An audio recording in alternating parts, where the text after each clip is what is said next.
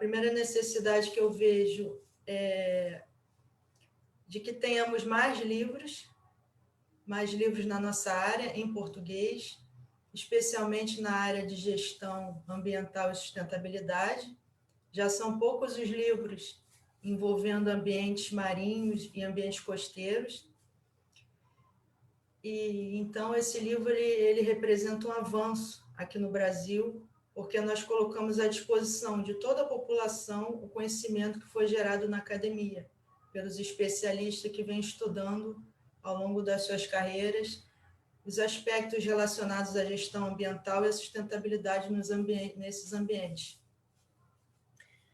Outro objetivo desse livro, do lançamento desse livro, é despertar o interesse do público leitor para esses assuntos.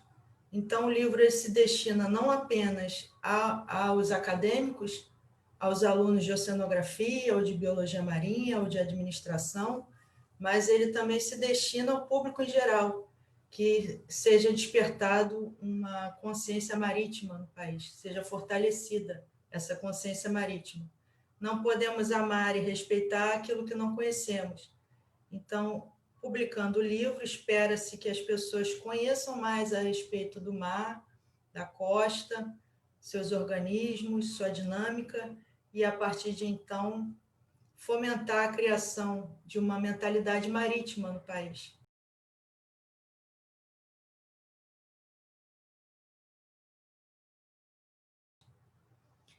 O coletivo de autores desse livro é bem variado, a formação dos autores é muito variada, nós temos economista, administrador, oceanógrafo, geógrafa. Então, é um público variado que traz as suas visões próprias para essa problemática da gestão ambiental e da busca da sustentabilidade de ambientes costeiros e marinhos. Foi importante fazer a junção de todas essas visões para que o texto ficasse mais enriquecido. Muitas vezes vemos publicações, por exemplo, no âmbito da geologia marinha ou da biologia marinha, que são publicações muito importantes, mas muito direcionadas também. E o nosso foco no livro era abrir um pouco a visão, incluindo visões de vários especialistas.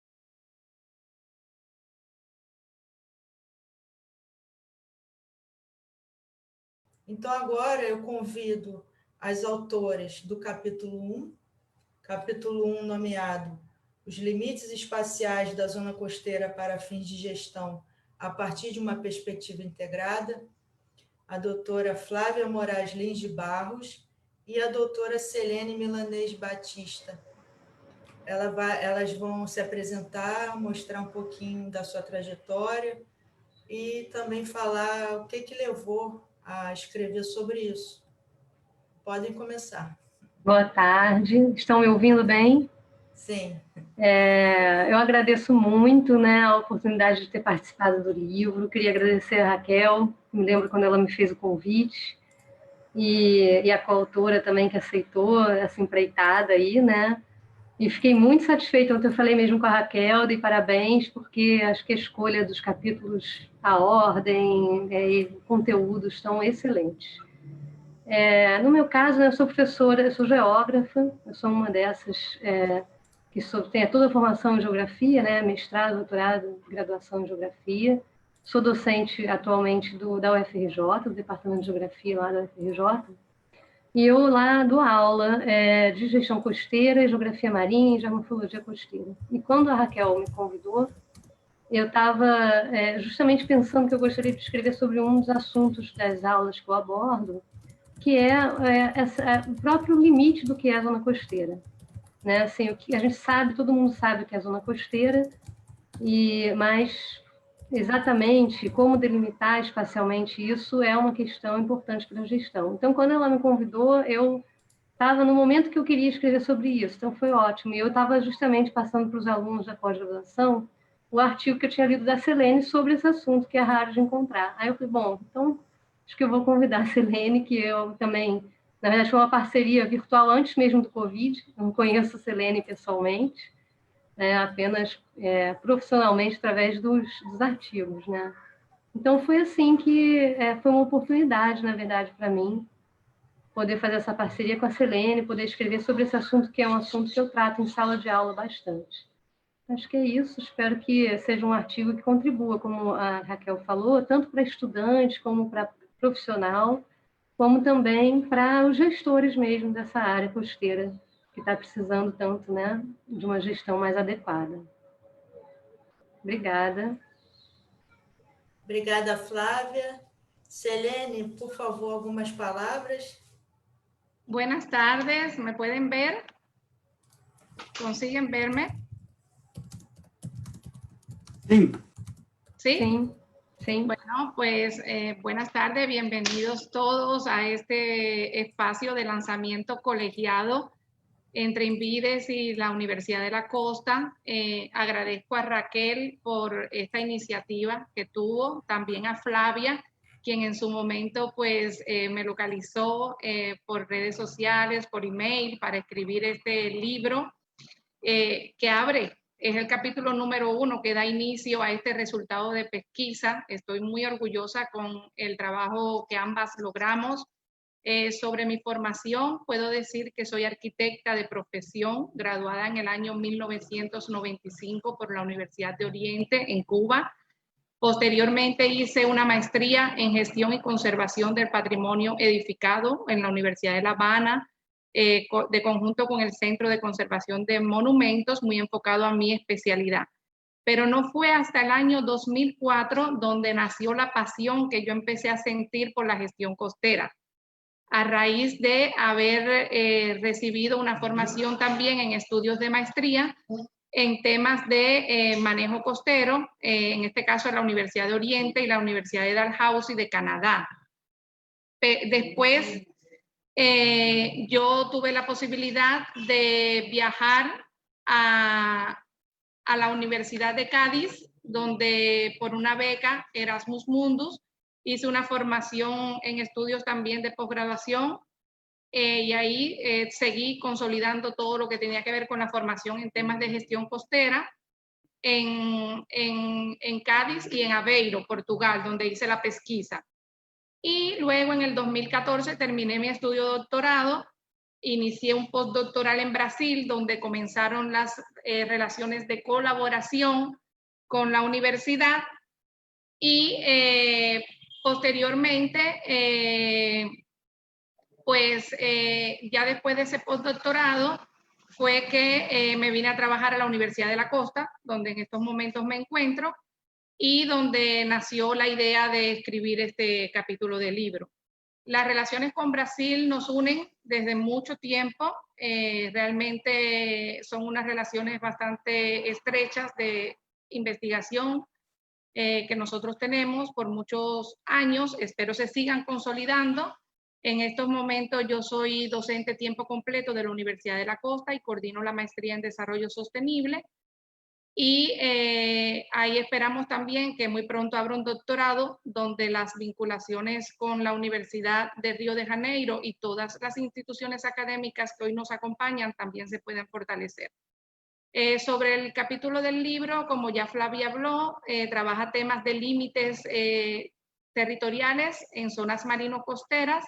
No voy a dar muchos detalles porque después tendremos un lanzamiento específico para ese capítulo, pero bueno, sí decir que ahí están parte de los resultados de mi tesis doctoral y parte de los resultados que me han permitido seguir consolidando esa línea de investigación tan necesaria para el ordenamiento de nuestros espacios marino-costeros. Muchísimas gracias, Raquel, nuevamente por la invitación y a Flavia por esta colaboración que inicia con este capítulo y que yo espero que se siga consolidando más adelante. Obrigada. O segundo capítulo foi escrito pelo Douglas Vieira, ele é da USP, formado na USP, e o título é Circulação nas escalas costeira, de plataforma e de grande escala e sua influência na zona costeira. Então, Douglas, agora conta para a gente como é que foi a sua trajetória acadêmica, quais são os seus interesses de pesquisa e um pouquinho do que levou você a escrever o capítulo. Tudo certo. Boa tarde aos ouvintes, pessoal que está participando, aos colegas que ajudaram a participar da conclusão desse livro também. Eu tenho um bacharel em Oceanografia pela Universidade de São Paulo, né? Eu sou natural de São Paulo. E depois de ter terminado a minha graduação, eu fui fazer mestrado em Oceanografia Física, Química e Geológica na Universidade Federal de Rio Grande. Né? Daí, após ter concluído esse mestrado, eu voltei e fiquei algum tempo trabalhando como professor aqui em São Paulo, em escolas de ensino médio, fundamental. Então, esse capítulo ele ficou sendo... Eu comecei a trabalhar nesse capítulo antes de entrar no meu atual programa, que agora eu estou, que é o doutorado em meteorologia pela USP também, voltando para cá, para São Paulo. Então, nesse capítulo eu tentei muito traduzir das coisas que eu tinha aprendido desde a minha graduação e pelo mestrado, e que também serviu um pouco para amadurecer a minha ideia para o trabalho de doutorado. Então, o capítulo não é em si um resultado de uma pesquisa, mas é um resultado de um conhecimento que foi se acumulando, e eu senti uma necessidade, como que era uma proposta do livro, trazer algum conteúdo para a língua portuguesa que a gente dificilmente encontra. Então, eu trouxe essa questão da circulação, focando nas diferentes áreas do ambiente marinho, que é o oceano, plataforma continental e a linha de costa, né? Então, ele reflete muito essa minha linha de pesquisa, que durante graduação e mestrado foi muito focado na região sudeste e sul do Brasil, e traz muito alguns conceitos de circulação e transporte que eu fiz uso durante meus trabalhos nesse início, né? Então, eu fiquei muito feliz com o resultado, porque teve um acabamento bom para quem é um profissional interdisciplinar, então alguém que deseja ter uma noção de oceanografia física sem precisar se especializar muito, ele é uma boa entrada, realmente para alguém que tem uma conduta mais interdisciplinar. E para mim serviu também muito como um aperfeiçoamento do que eu tinha de conhecimento até aquele momento que eu estava escrevendo, no finalzinho de 2019. Então, eu queria agradecer a todo mundo que possibilitou eu ter esse tempo para trabalhar nele, e o resultado que pôde ser publicado e ser amplamente divulgado, e assim ter um bom retorno para todo o incentivo que eu recebi na minha vida ao longo desses estudos até agora. Tá bom? Obrigado. Obrigada, Douglas. O capítulo 3, ele fala sobre unidade de conservação. O escritor é o Davidson Brito Gatto. O título do capítulo é Áreas Protegidas Marinhas e Costeiras no Brasil, um diagnóstico a partir das categorias de manejo. Davidson, por favor, algumas palavras para você se apresentar. Você estava preocupado porque você falou que você é da área de humanas. Eu gostaria de dizer a você que os oceanógrafos eles fazem interface com todo mundo. Que legal. Você é economista, você tem bastante para colaborar conosco, para contribuir. Certo, ok. Bem, em primeiro lugar, boa tarde a todos e a todas, né, que estão nos assistindo. Gostaria de parabenizar você, Raquel, pelo trabalho, pela coordenação desse trabalho. Eu estou admirado com a sua competência, acredito que os colegas também, e a leveza com que você conduz esse trabalho, né? Fazia tempo que eu não me sentia tão à vontade de desempenhar um trabalho científico, né? E pode ter certeza que esse livro é fruto desse trabalho em comunhão de todos que estão aqui presentes. E quero agradecer o convite e confiança em fazer parte do projeto, né? Eu sou economista, né, como você colocou, mas eu sou mestre em desenvolvimento do meio ambiente e estou fazendo doutorado agora em políticas públicas na UFRJ, na linha de pesquisa de sustentabilidade e governança ambiental, e faço parte de um grupo de economistas vinculados ao campo da economia ecológica, que é um campo interdisciplinar, né, que vê a economia como um subsistema dentro desse nosso ecossistema global que é finito, né, que precisa ter cuidado.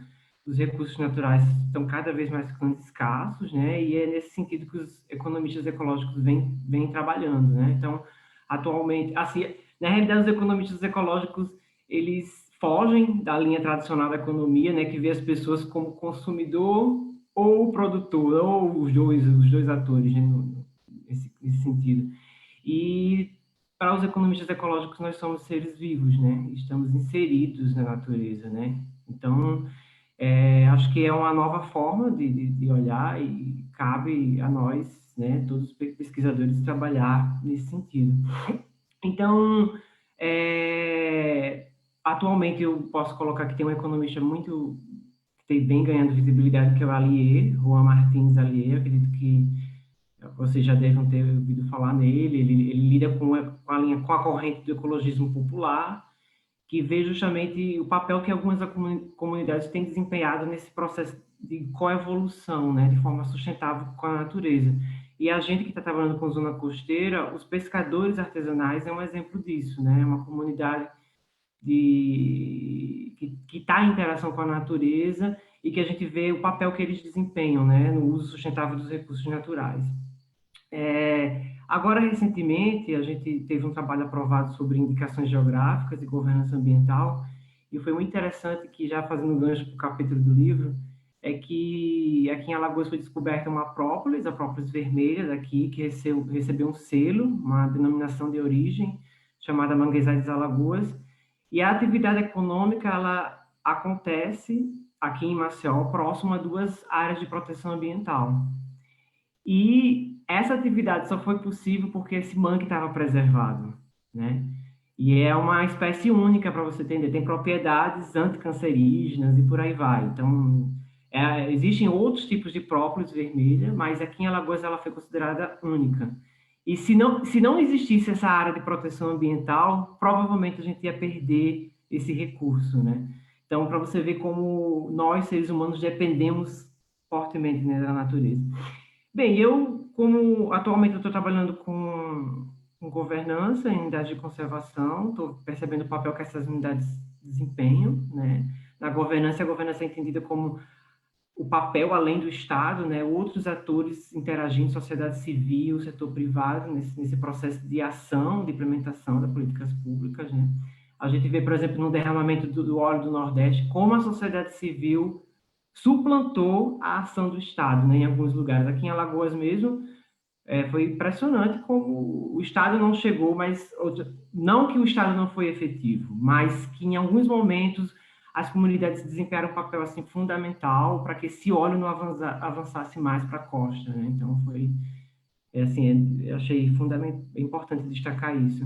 Bem, e no capítulo que eu desenvolvo, faz parte da pesquisa exploratória do doutorado, e eu disse, gente, eu acho que é uma oportunidade de contribuir, fazendo um mapeamento dessas unidades, porque até então eu só tinha visto números, eu via as unidades com números, e eu achei legal colocar um estudo de caso e mostrar quem são essas unidades, o que é uma área na zona costeira, o que é uma reserva de desenvolvimento sustentável na zona costeira, né? Então, acho que foi nesse sentido. Espero que eu não tenha excedido muito meu tempo. Obrigada, Davidson. Muito obrigada. O próximo capítulo é o capítulo 4, o título Indicadores aplicados ao gerenciamento costeiro integrado sob a ótica dos Objetivos de Desenvolvimento Sustentável das Nações Unidas, os famosos ODS. Esse capítulo foi escrito por mim em colaboração com o André Cavalcante da Silva Batalhão. Então, agora eu convido o André para se apresentar ao público e contar um pouquinho da sua trajetória, dos seus interesses de pesquisa. O André também não é da área da biologia, né, da área das ciências naturais, ciências da natureza.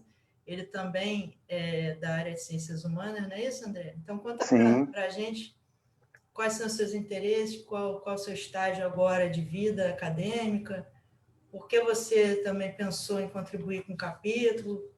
Pode ficar à vontade. Bom, gente, boa tarde. Eu sou o André, como a Raquel já me apresentou. Eu sou graduado em administração, então sou das ciências sociais aplicadas.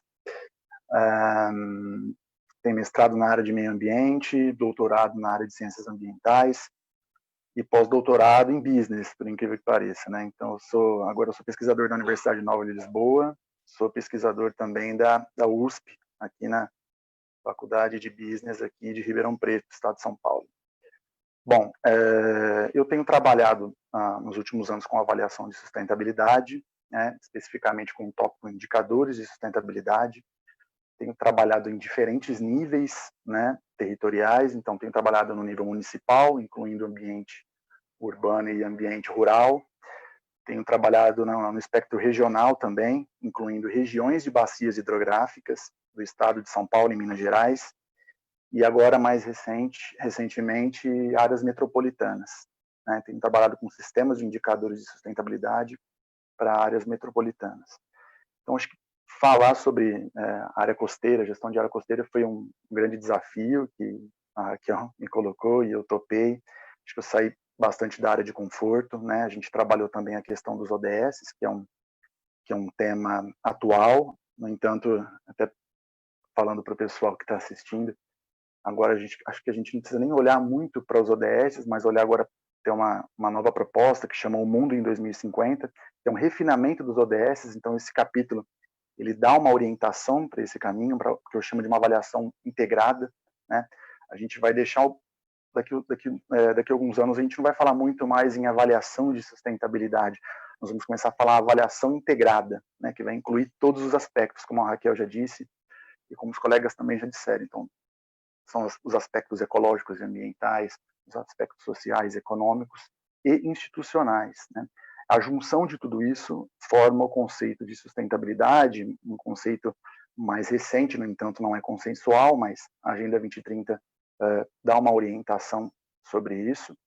E nesse capítulo a gente faz uma pesquisa teórica, né, uma demonstração teórica, no entanto, ao mesmo tempo aplicada. A gente mostra alguns pontos-chave, como, por exemplo, uma matriz de relacionamento entre os ODS, e que pode servir como um checklist para atuação de gestão e planejamento de área costeira, né? Então, a partir desse capítulo, podem se abrir diferentes aspectos, não só de avaliação, mas além da avaliação.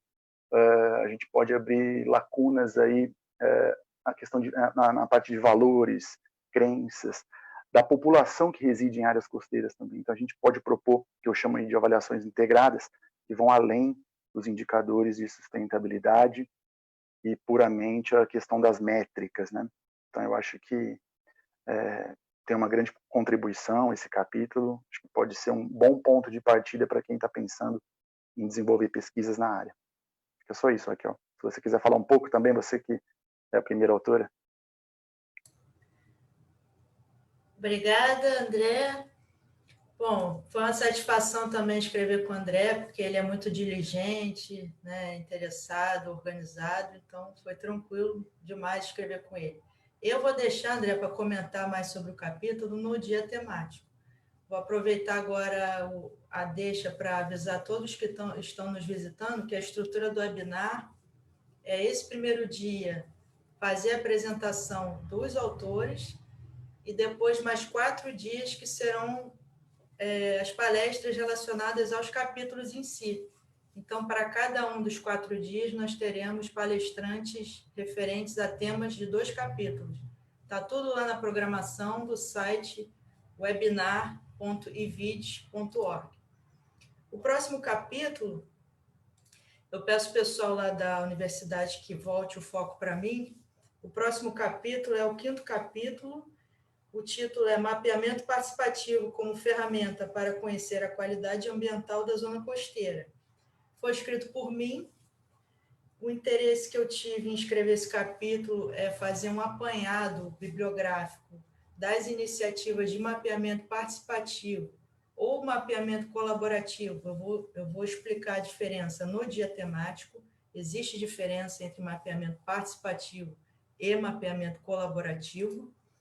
E o interesse foi fazer esse apanhado de todas essas iniciativas, não só no Brasil, como no exterior. No exterior está sendo mais desenvolvido isso, para mostrar para as pessoas, os leitores em geral, que esse tipo de metodologia pode ser aplicada para nós avaliarmos a qualidade ambiental da zona costeira. Então, todas aquelas metas de sustentabilidade que estão nos ODS, estão em outros marcos teóricos e outros marcos institucionais, esses aspectos podem sim ser capturados por meio dessa técnica de mapeamento. O importante dessa técnica é que nós podemos capturar aspectos mais relacionados às comunidades, como o Denis está falando, e André também, não ficar só nos indicadores institucionais, começar a olhar também quem habita esses ambientes costeiros, e eles trariam a contribuição dos dados. Por isso é um mapeamento participativo, envolve a participação da população. Então, isso aqui é só uma deixa para vocês depois participarem do nosso dia temático, que eu vou explicar um pouquinho mais sobre isso.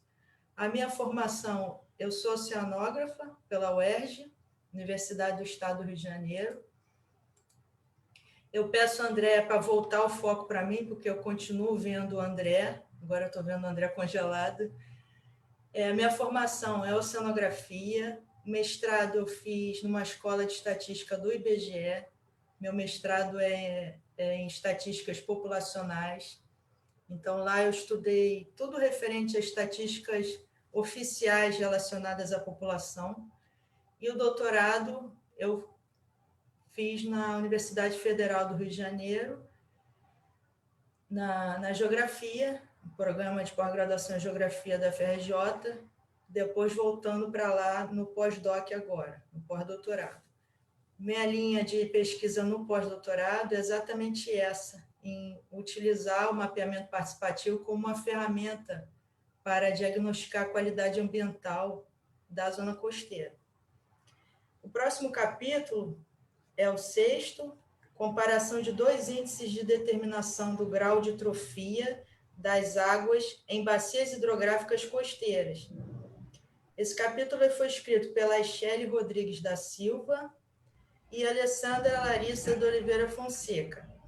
A Alessandra estava aqui conosco, mas ela teve que sair para uma outra reunião. Então, a Aichele, ela vai falar sobre ela, sobre a trajetória acadêmica, seus interesses de pesquisa, e pode também, Aichele, fazer uma apresentação rápida da Alessandra, que você, acho que ela foi sua orientadora, não é isso? Isso. Pode ficar à vontade para falar dela também, que ela já me autorizou.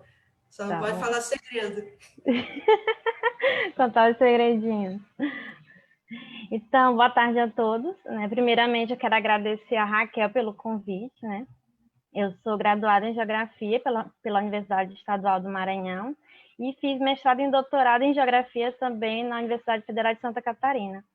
E no doutorado, eu fiz um estágio na Universidade do Algarve, em Portugal, e atualmente sou professora substituta na Universidade Federal do Maranhão, no campus Grajaú, e professora da Educação Básica, aqui em Imperatriz, Maranhão, onde eu resido. Eu pesquiso a temática relacionada a recursos hídricos desde a graduação, e no mestrado surgiu o interesse pelo processo de eutrofização, que é pouco abordado na geografia. E a temática de qualidade da água na geografia, ela ainda é muito superficial, porque não cabe ao geógrafo o conhecimento da análise de laboratório, e nem é uma atribuição do geógrafo também. Mas a gente pode averiguar isso com a utilização de banco de dados e aplicação de índices de qualidade da água, de estado trófico, etc. O capítulo ele é parte da minha tese de doutorado, que foi orientada pela professora Alessandra Larissa Fonseca, da Universidade Federal de Santa Catarina, que tem uma vasta experiência em poluição hídrica, em especial no processo de eutrofização. No capítulo, a gente fez uma análise do estado trófico em 3 bacias costeiras, aí localizadas em Florianópolis, Santa Catarina. Essas bacias elas estão dentro de área de proteção ambiental no período de 1 década. E nesse capítulo, a gente analisou 2 índices, que é o IET, o Índice de Estado Trófico, e o TRIX, que é o índice também de estado trófico, mas muito utilizado na Europa, com base na diretiva europeia. Então, é isso. E a professora Alessandra, ela é doutora em Oceanografia Química e Geológica pela Universidade de São Paulo, professora associada e coordenadora especial em Oceanografia da Universidade Federal de Santa Catarina e vinculado aos programas de oceanografia e pós-graduação em Geografia e Oceanografia. A professora Alessandra, ela desenvolveu pós-doc na Universidade de Lusiânia. Tem como linha de pesquisa a poluição marinha, com foco em eutrofização, como eu já falei anteriormente, e impacto gerado pelo lixo no processo biogeoquímico na interface terra e mar, e educação ambiental. Ela também participa do Instituto Nacional de Ciência e Tecnologia de Transferência de Material da Interface Continente-Oceano e da Rede de Monitoramento de Habitats Bentônicos Costeiros, o REBENTOS. Ela também exerce atividade de extensão, que são voltadas para a capacitação de professores na rede pública e na educação ambiental marinha costeira. Então, é isso, um resumo, e no dia do nosso capítulo a gente fala um pouquinho mais sobre esses índices e o processo de eutrofização. Obrigada, Shelley. O próximo capítulo, capítulo 7, o título Variação do nível do mar e mobilidade da linha de costa, escalas e aplicações da geomorfologia e ferramentas no diagnóstico da resposta de um sistema costeiro. Os autores são Leonardo Klumb Oliveira, Jaqueline Albino e Gilberto Lima. A gente pode começar pelo Leonardo. Faz sua apresentação, sua trajetória, okay. E qual foi o interesse de escrever sobre isso? Bom, boa tarde a todos. Agradeço o convite do livro. Eu acho que vale a pena reiterar o que já foi dito, que vamos dizer assim, a leveza com que você conduziu isso aí. Eu acho que foi fundamental, porque cada um pudesse ver, e a flexibilidade também, né? Tendo em vista a quantidade de coisas que aconteceram nesses últimos meses aí. Bom, minha formação, fiz o doutorado em Geografia Física e desde as opções das sub-áreas da oceanografia eu sempre me interessei pela parte costeira. A costeira, ela é totalmente interdisciplinar, né? Você tem uma série de estudos que você pode fazer ali. Os que mais sempre me chamaram a atenção foram os estudos sedimentológicos e dinâmica, que se aplicam bem à geomorfologia costeira. Então, morfodinâmica de praia, fui trabalhando no mestrado também. E aí, uma coisa que mais me chamou a atenção tudo no costeiro é a questão da multiescala que o costeiro trabalha, né? Ele responde à multiescala, desde a maré, que dia ela muda naquele ambiente de praia, até as variações de nível do mar, que, da mesma forma, em escala milenar, também contribuem para a variação à linha de costa, né?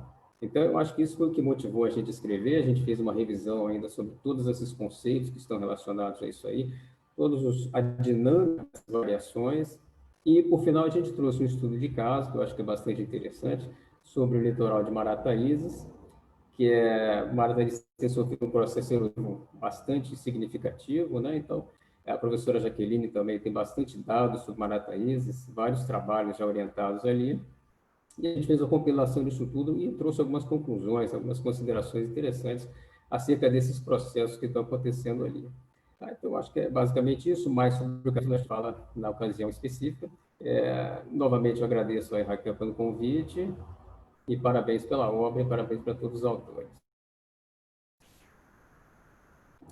Obrigada, Leonardo. Eu convido agora a Jaqueline Albino, que também está nesse capítulo, para contar um pouquinho sobre sua carreira, seus interesses de pesquisa. Boa tarde a todos. Obrigada, Raquel, pela oportunidade. Obrigada, Leonardo, por ter me convidado para participar desse livro. Eu acho que é um grande projeto. Eu acho que vai ser o primeiro de vários, e eu acho que é muito interessante estar aqui conhecendo gente com áreas diferentes que estão atuando, se somando num objetivo final, né, que é a melhor gestão da nossa zona costeira. Bem, sobre a minha formação, eu sou geógrafa de formação, fiz pela UERJ também, né, Raquel? E depois fui fazer mestrado na UFRJ, também em geomorfologia costeira. E, com o tempo, eu fui mudando um pouquinho de enfoque dentro dessa necessidade mais técnica de formação. Então, eu fui fazer um doutorado em geologia, geologia sedimentar, no Instituto de Geociência da USP, e atuei muito com a parte de sedimentologia, processos sedimentares dentro da dinâmica costeira.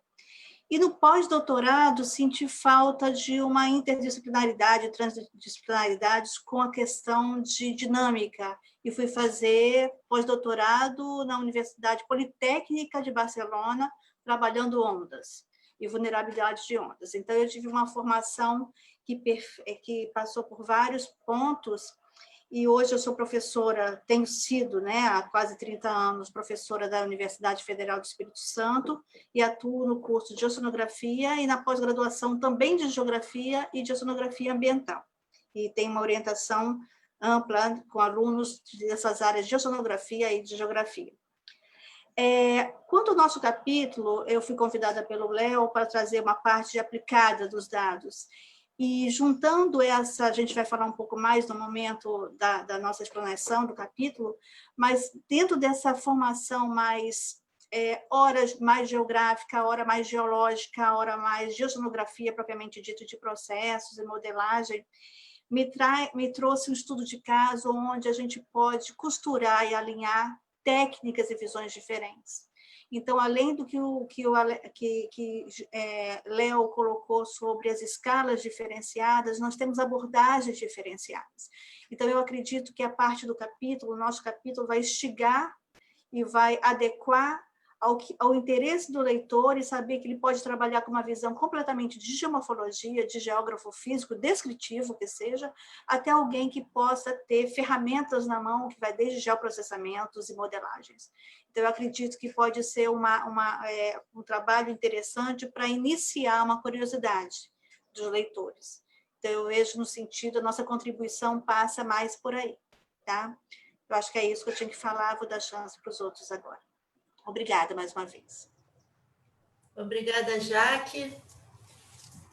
O próximo capítulo é o capítulo 8, o título Portos Marítimos e os Desafios para a Sustentabilidade Costeira. O autor é o Francisco Arenhart, não sei se eu estou falando corretamente seu nome, Veiga Lima. Por favor, Francisco. Boa tarde, Raquel. Boa tarde a todos presentes aí. Falou perfeitamente o nome, tá? Bom, vocês podem ver, tomando um chimarrãozinho, que eu sou gaúcho, mas moro em Santa Catarina, em Florianópolis, já faz quase 20 anos. Vou falar, vai ser mais um pouco de chover no molhado, mas agradecer primeiramente o convite e reconhecer todo esse esforço que a professora Raquel teve na interlocução com os autores, no modo como ela, de novo, né, na leveza, no modo como ela conseguiu guiar aí 10, 12 autores num trabalho aí de quase um ano que a gente vem conversando. Tá bom com o mate, tá ótimo, professor Daniel. Então, agradeço novamente, agradeço a Ixele por ter me indicado, né, foi muito bacana quando eu recebi o convite via Ixele, também da Raquel, para poder demonstrar um pouco do resultado, não só da tese do meu doutorado, no qual já vou explicar um pouco, mas também da minha vivência com a temática. Eu sou geógrafo, tá, pela UFSC, onde comecei já no meu TCC a trabalhar com a parte de gestão costeira, no qual hoje sou especialista. Busquei desenvolver meu mestrado fora do Brasil, então fui tentar a sorte, né, e expandir um pouco do conhecimento num mestrado de gestão costeira nas Ilhas Canárias, na Espanha, e logo depois que eu voltei, já comecei a trabalhar com consultoria no Laboratório de Transporte e Logística, também sediado aqui na UFSC, que prestou diversas consultorias para o governo federal, através da extinta Secretaria Especial de Portos, hoje Secretaria Nacional de Portos, e onde eu acabei enveredando para essa área de planejamento portuário, né? Já tinha trabalhado um pouco, já tinha gostado dessa área durante um intercâmbio também que eu fiz com a Universidade Católica do Chile, em Santiago. Então, plantei a sementinha e fui gostando de trabalhar nessa área, né? Posteriormente, ingressei no doutorado no Departamento de Geociências da UFSC, né, em Geografia, onde eu concluí em 2018 meu doutorado sobre tendências de expansão dos portos na zona costeira, peguei um estudo de caso, para quem não conhece, setor norte do estado de Santa Catarina, Baía da Bitonga, complexo portuário de São Francisco do Sul, é hoje um dos que tem altos índices de crescimento e potencial de expansão. E atualmente, consegui também fazer durante esse doutorado, assim como a Shelley, a gente foi na mesma época, um doutorado de sanduíche na Universidade do Havaí, no qual também consegui fazer uma interface com o Porto de lá, considerando suas especificidades, né, de ser uma ilha oceânica. E atualmente eu sou pós-doutorando em oceanografia na UFSC, trabalhando com gestão de praias, não especificamente com portos, mas ainda bastante atuando na área de zonas costeiras. E sou professor na USAC, na University Studies Abroad Consortium, onde eu leciono gestão de recursos naturais para alunos de intercambistas aqui na UFSC, né? Então, bom, a gente vai falar no dia 16, eu acredito que é o dia que eu vou compartilhar com o Leonardo, a Jaqueline e demais colegas, sobre um panorama do setor portuário, né?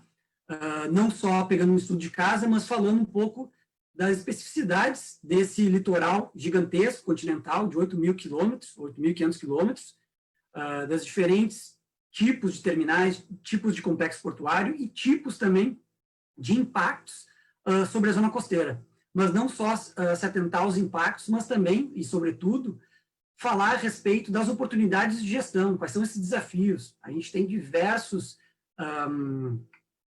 instrumentos que atuam na área não só portuária, mas de gestão costeira, e que eles podem e deveriam atuar em consonância, né, para preencher essa lacuna da gestão ambiental portuária e gestão costeira. Então, no capítulo do livro eu tento mostrar essas potencialidades, desafios, e dia 16 a gente vai poder conversar um pouquinho mais e debater essa temática junto com os colegas.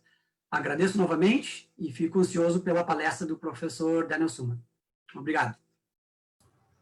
Obrigada, Francisco. Bom, pessoal, essa foi a apresentação dos autores e agora nós teremos a apresentação da conferência do professor doutor Daniel Suma, da Universidade de Miami.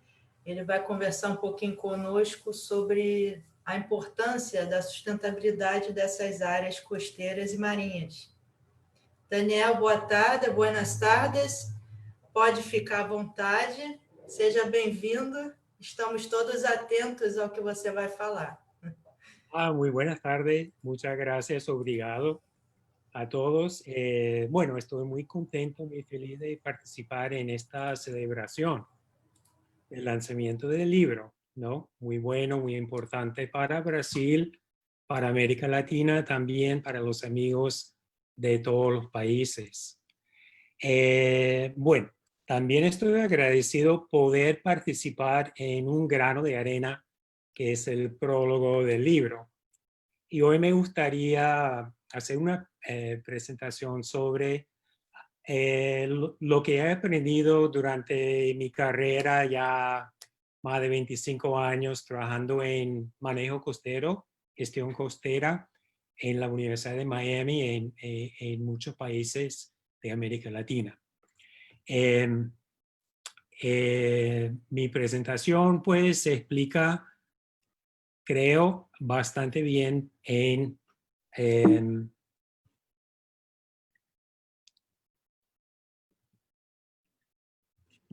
esperen un segundo. Ya. En fotos. Y son principios claves que he aprendido a través de los años.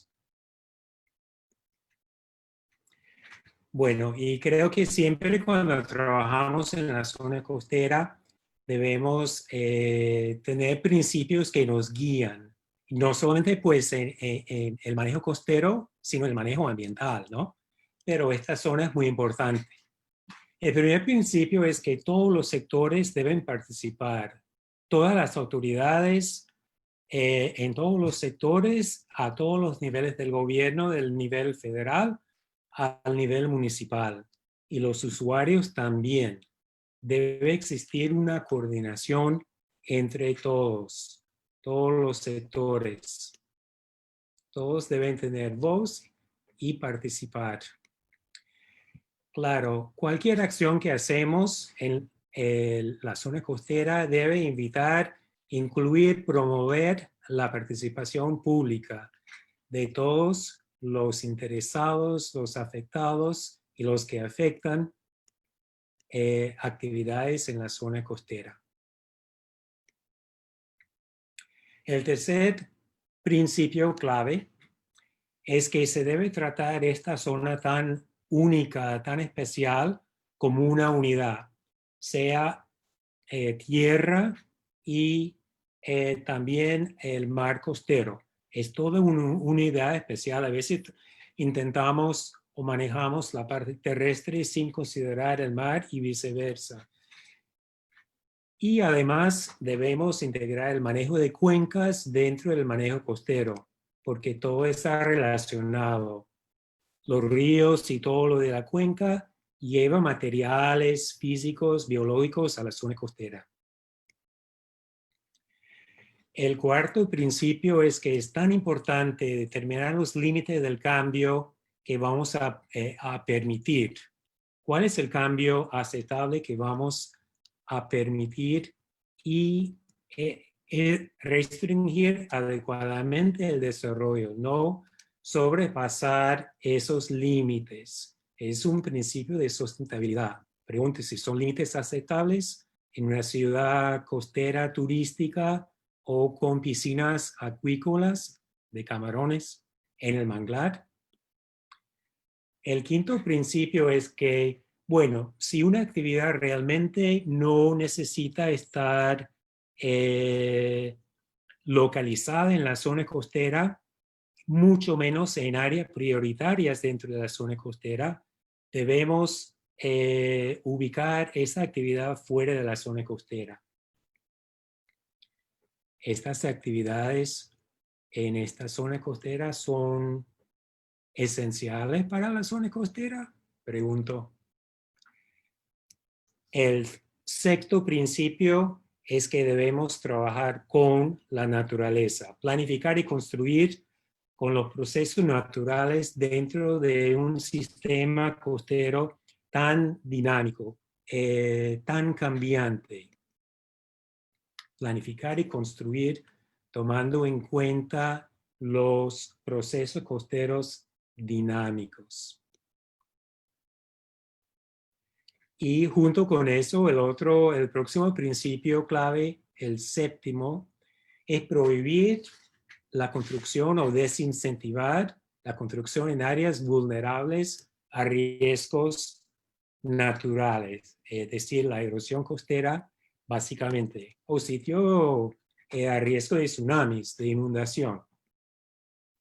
Tenemos buenos ejemplos de Uruguay, o malos ejemplos, Uruguay, Brasil y Estados Unidos. El octavo principio clave para mí es que los sitios de alto valor ecológico, ecosistémico y también las especies amenazadas deben estar preservadas. Preservar las áreas críticas, que son especialmente los humedales costeros, los manglares, que también son humedales costeros, las dunas, que son tan importantes en el cambio de arena entre la playa activa, las dunas y la arena submarina. El próximo principio clave, la novena, el noveno, es utilizar los recursos marinos costeros de forma sostenible, minimizando su degradación. Pues no solamente los recursos renovables, sino los no renovables. De nuevo, es un principio de sostenibilidad. El décimo es que el desarrollo costero debería respetar el acceso público a esa zona, que es una zona pública, es propiedad del Estado, y debe respetar también los usos tradicionales. Aquí en Floripa, ustedes se acuerdan que hubo una tremenda lucha entre pescadores artesanales y el desarrollo de bienes raíces en la isla, y al final lograron quedarse los pescadores. Uso del manglar para hacer carbón, bueno, discutible, pero es un uso tradicional que pienso yo debería continuar dentro de límites sostenibles, ¿no? Del uso del mangle rojo.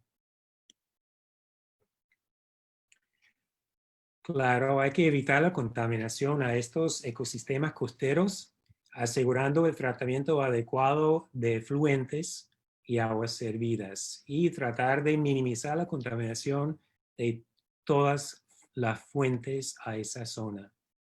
En muchos lugares, bueno, notamos que aún se descargan efluentes no tratados a aguas costeras. Y pues en muchos lugares sigue el gran problema de desechos sólidos y plásticos en los manglares. La restauración ecológica también es un principio clave para mí, y debe ser el compromiso nuestro de restaurar humedales, manglares, pastos marinos, y pues ya se está comenzando a experimentar también con la restauración ecológica de arrecifes de coral. Un proyecto de restauración de manglares en Miami. El próximo principio clave es que el cambio climático, con todos sus impactos, debe ser tomado en consideración en toda la planificación costera, sea aumento del nivel del mar, inundaciones, erosión costera, salinización de los acuíferos costeros, etc. Adaptarse al cambio climático. Esto fue después de un huracán que tocó hace 4 años la ciudad de Nueva York, y quedaron casas en la playa destruidas. Y alguien reconoció que bien puede ser causa de cambio global. Próximo principio clave es que se debe reconocer la valoración cuantitativa de los servicios ecosistémicos que los hábitats marinos costeros nos proporcionan. Y esos valores tan altos, tan difíciles de determinar, deben ser incorporados en ecuaciones de costo-beneficio para tomar decisiones en la zona costera, para promover las buenas prácticas y para cobrar de los daños que hacen los que proponen desarrollos en esta zona tan delicada. El principio clave 15 es que se debe usar pues una variedad de metodologías de gestión que nos proporciona redundancia. Así, si una metodología no funciona, quizás la otra o el conjunto de metodologías va a funcionar y ayudarnos a alcanzar la sustentabilidad. Redundancia, un principio muy importante. Y ya llegando al final, el principio clave 16 es tratar de frenar y tomar en cuenta el peligro de la gentrificación costera. Es decir, tratar de minimizar la tendencia de esas áreas costeras tan bonitas, tan importantes, tan deseadas, se convierten en lugares para grupos económicamente privilegiados en perjuicio de los sectores populares. Igualdad social y justicia ambiental. Aquí tenemos una contraposición de estratos sociales en la zona costera.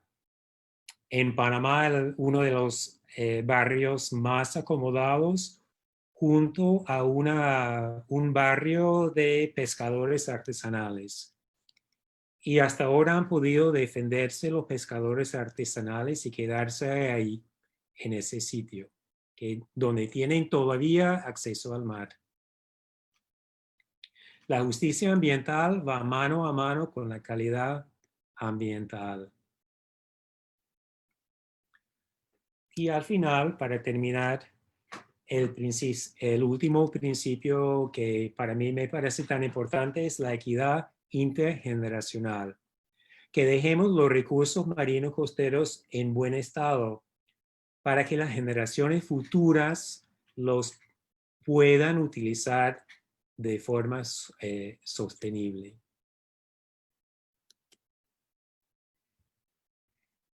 Creo que siempre es importante en todas las acciones nuestras estarnos guiados por principios, estos principios que nos pueden llevar a la sostenibilidad de la zona costera, la zona marino-costera. Sí, obrigado, gracias a todos ustedes y felicito a los autores del libro tan importante para Brasil y para todos los que estamos trabajando en la gestión costera. Graças, Daniel. Obrigada. Daniel, tenho duas questões para você. Pessoal, o Daniel, ele tem uma pesquisa numa área muito rica, muito bonita, chamada Bocas del Toro, em Panamá. Daniel desenvolve uma pesquisa lá. Então, Daniel, minha primeira pergunta, minha primeira questão. Habla tu um pouco sobre tua investigação em Bocas del Toro. ¿Cuáles fueron las lecciones aprendidas en tu pesquisa en Bocas del Toro? Bueno, hay mucho que contar ahí. Bueno, yo participé en un plan de manejo costero con el gobierno, un plan financiado por el banco, el BID, Banco Interamericano de Desarrollo, con el gobierno panameño. Hicimos un plan de manejo costero ya hace más de 10 años. Lecciones aprendidas. Bueno, a pesar del dinero gastado, el préstamo del banco del BID al gobierno, muy poco se implementó. El gobierno implementó muy poco del plan de manejo costero que hicimos. Y por cuestiones políticas, por cuestiones de cambio del gobierno, porque hay una falta de interés, quizás, debilidades institucionales, etcétera, a nivel del gobierno. Y pues creo que la primera lección que aprendí es que es tan importante no solamente con los buenos planes, pero quizá lo más importante es implementarlos, ¿no? Es muy difícil, pero es donde se debe dar más esfuerzo, ¿no? En la implementación de planes y de proyectos. Y después de el proyecto con el gobierno, ya reconocí que el lugar era tan interesante a nivel ecológico, a nivel cultural, también por la tremenda diversidad cultural que tiene el lugar. Comencé a llevar estudiantes de la Universidad de Miami a Bocas del Toro, ¿no? Para un curso corto. Ya llevo 10, 12 años llevando estudiantes ahí. Y hemos visto los cambios, porque hace 20 años Bocas del Toro era un lugar no muy conocido ni en Panamá, tampoco en el mundo turístico. Pero hoy día llegan 2,000 hasta medio millón de turistas al año, muchos mochileros, y el sitio no ha sido, bueno, la planificación ha sido bastante mala, no eficiente en términos de tratamiento de aguas servidas, del manejo del turismo, de electricidad, de agua potable, de manejo de basura. Hemos estudiado todo eso, que ha sido muy interesante, pero me preocupa mucho el boom turístico en un lugar tan frágil ecológicamente y tan frágil por la falta de ejecución y presencia gubernamental. Ahora el COVID-19 ha frenado el turismo completamente. Me imagino que el lugar se está recuperando a nivel ecológico, ¿no? Pero no a nivel económico y social. Obrigada. A outra pergunta, a outra questão. Como é a gestão costeira em Miami? Qual é o papel da Universidade de Miami nisto? Bueno, sí, ahí también hay mucho que discutir. Miami realmente se fundó hace 100 años y los primeros 70, 80 años fueron de destrucción ambiental. Destruyeron los manglares, rellenaron la bahía Biscayne, se convirtió en un lugar turístico, sí, pero sin buena planificación ambiental. Entonces, en los últimos 20 años, ya comenzamos aquí en Miami a restaurar hasta donde sea posible el medio ambiente, a cuidar mucho más el medio ambiente. Y ahora el problema más grande, pienso, que nos confronta, además del virus, es el problema de aumento del nivel del mar y el cambio climático. Y se supone que para el año 2050, 2070, 80, la cuarta parte o la tercera parte de la ciudad puede estar bajo el agua. Entonces, estamos trabajando aquí, tratando de ver formas de adaptarnos al cambio climático. Muy difícil, muy costoso, requiere mucha integración de todos los niveles del gobierno. Hay muchos planes, muy poco se ha implementado ahora, pero vamos a ver lo que pasa.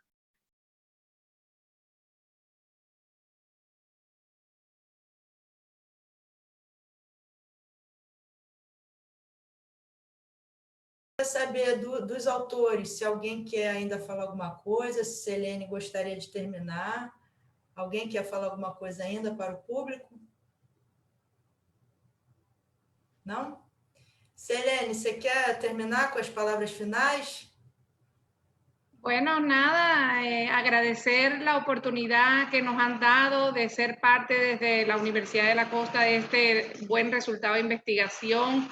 Una vez más, transmitir nuestro apoyo institucional para fortalecer las alianzas académicas e investigativas en temas de gestión costera con Brasil, con la Universidad de Miami, con el profesor Daniel Zuman, con todos los autores de estos capítulos del libro, con todos los participantes también, invitarlos a que nos visiten en la Universidad de la Costa de Barranquilla, que está en el Caribe colombiano, ya que trabajamos temas de gestión costera, pues también no solamente escribir, sino tener la posibilidad de fortalecer estas alianzas de manera presencial.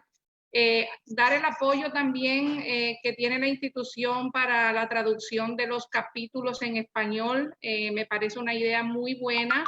Cuente con la colaboración de nuestra maestría en desarrollo sostenible. Tenemos profesores de Brasil que forman este comité curricular de profesores, a lo mejor están en disposición de colaborar, y si no, pues hacemos un proyecto conjunto que nos permita tener la versión de este importante resultado en idioma español y ojalá que de ser posible también en inglés. Cuenta con nosotros, Raquel. Muchas gracias por considerarnos y las puertas de nuestra institución siempre abiertas para todos. Obrigada. Obrigada, Selene. Daniel, queres falar algumas palavras finais? Bueno, solamente para agradecer y felicitar a todo el mundo por la fiesta del libro, ¿no? Que es una publicación muy importante, ha sido un esfuerzo muy grande de todos ustedes, especialmente Raquel, especialmente tu esfuerzo. Entonces te agradecemos y te felicitamos, ¿no? Por el trabajo y esperamos el segundo volumen y, como dices, toda la serie de publicaciones que vamos a editar, publicar. Agradeço a todo mundo que nos visitou, que participou conosco. Todos estão de parabéns, todos os autores, todas as pessoas que entraram no chat, que são pessoas que são também ligadas às áreas costeiras e marinhas, que nós tanto prezamos e tanto amamos, e são áreas realmente que estão sendo muito massacradas, são áreas que estão sendo detonadas pelo interesse, né, especulativo, e nós formamos essa comunidade, um conjunto de pessoas que têm esse interesse em comum em pesquisar para a conservação dessas áreas. Então, eu acredito que todos nós estamos de parabéns, somos lutadores nesse sentido, estamos aí fazendo uma resistência e vamos continuar em frente. Eu aguardo a todos vocês que nos visitaram e mais os outros que se inscreveram no nosso próximo evento, na quinta-feira que vem, dia 2 de julho, no mesmo horário, às 16 horas do Brasil, 15 horas da tarde em Miami e 2 horas da tarde em Bogotá. Muito obrigada, um tchau e saudações oceanográficas.